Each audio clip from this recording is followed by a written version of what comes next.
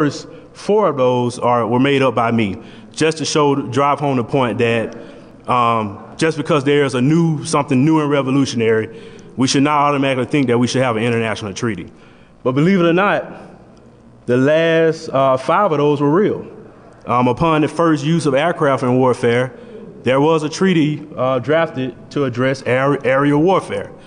That treaty basically was typed up, signed, never to be seen again.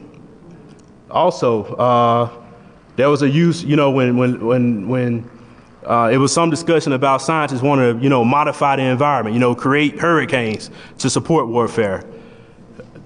That was a real treaty, never went anywhere. It was also a treaty about X-rays. When we started coming out with X-ray technology, they thought that was dangerous. That was new and exciting. Came out with a treaty for that. Went nowhere. And last but not least, the similar thing with banning the use of blinding lasers. We came out with that. So I guess my point in showing that is we gotta remember history.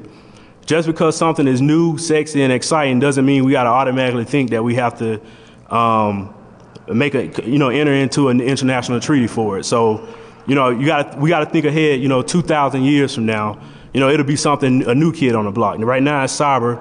So basically we gotta recognize the power of the current, rules of war. We gotta recognize that they apply, they adequately address cyber technologies.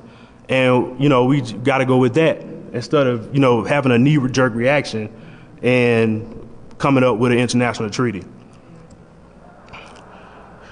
Next, I believe that an unintended consequence of a cyber warfare treaty is that it may pose an undue limitation on a primarily non-lethal strategic deterrence.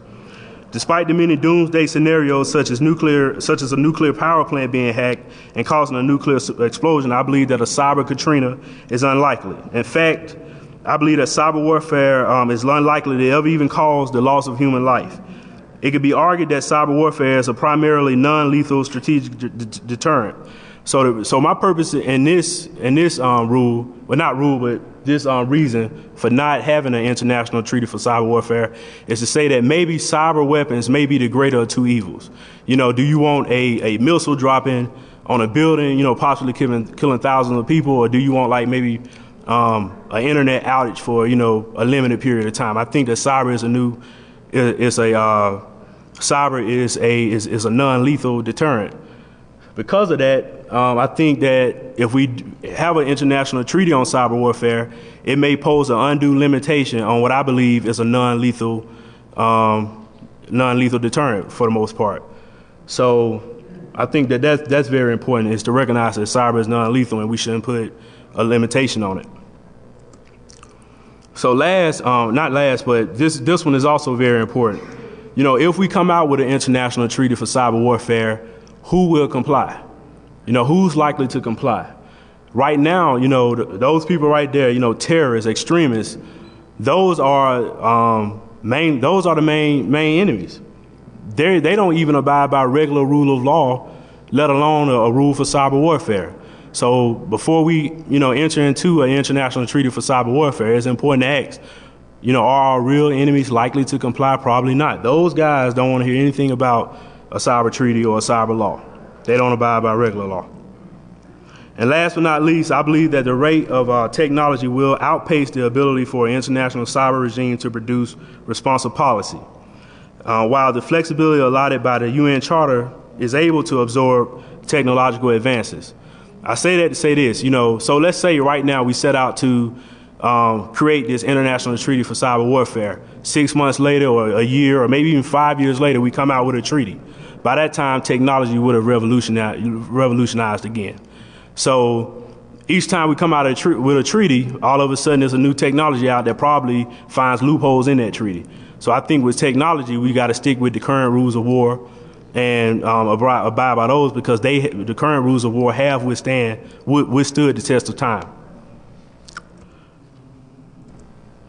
So in conclusion, I believe that the laws of war will be tested by cyber warfare in 2 situations. First, prior to the commencement of an armed conflict, and second, after a conflict is ongoing. It is important to know that in each of these situations, the current laws of war can address the emerging issues raised by cyber warfare. Although several hot button issues related to cyber warfare are often discussed and fuel the cyber warfare debate, I believe that they may not be issues at all. A careful analysis shows that the current UN Charter and laws of war should continue to govern cyber warfare.